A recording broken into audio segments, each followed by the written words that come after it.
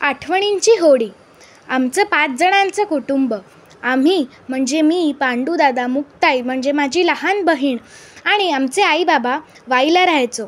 आमचं घर खूप सुंदर होतं. 4 खोल्या, एक मोठा हॉल, प्रशस्त स्वयंपाकघर, दारासमोर छोटंसं अंगण आणि अंगणात एक लहानसा गोठा.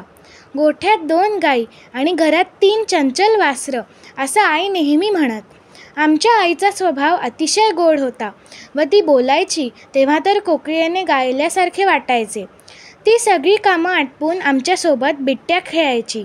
मग आम्ही मित्रांसोबत खेळायला गेल्यावर रात्रीचा स्वयंपाक आटपून आम्हाला झोपवायच्या आधी गोष्ट सांगायची किंवा अंगाई देखील गाऊन दाखवायची. पण आम्हाला बाबांची खूप भीती वाटायची.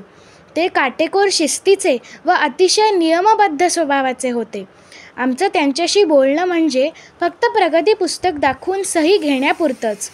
आमची आणि त्यांची गाठभेट थेट जेवणाच्या पाटावरच व्हायची, कारण मी, पांडूदादा आणि मुक्ताई दिवसभर घराच्या बाहेरच असायचो.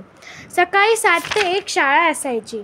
दुपारी घर जवळ आलं की आम्ही भूक भूक म्हणत बोंबलत सुटायचो. जेवण पटापटा उरकून मी आणि दादा चिन्याकडे चल्लस खेळायला जायचो व मुक्ताई मिनीकडे भांडीकुंडी खेळायला जायची. साधारण 5 वाजता ऊन उतरलं की गावातली सगळी मुलं आणि मुली चौकात जमायची व जोडसाखळी, विषामृत, श्रीखंड लोखंड आणि शिरापुरी वरणभात सारखे वेगवेगळे खेळ खेळायचे. दर रविवारी सकाळी 10 वाजता आमच्या गल्लीत क्रिकेटची मॅच व्हायची व जी टीम मॅच जिंकेल त्यांना केशवदादाच्या होडीतनं नदीत एक चक्कर मिळायची. पण हा होडीचा कार्यक्रम गुपचूप चालायचा, कोणाच्याही आईबाबांना न कळू देता, अगदी केशवदादाच्या आईबाबांनाही नाही. व शेवटपर्यंत हे कोणालाच कळले नाही. अजूनही ही गोष्ट आम्ही आईबाबांना सांगितलेली नाही. धन्यवाद.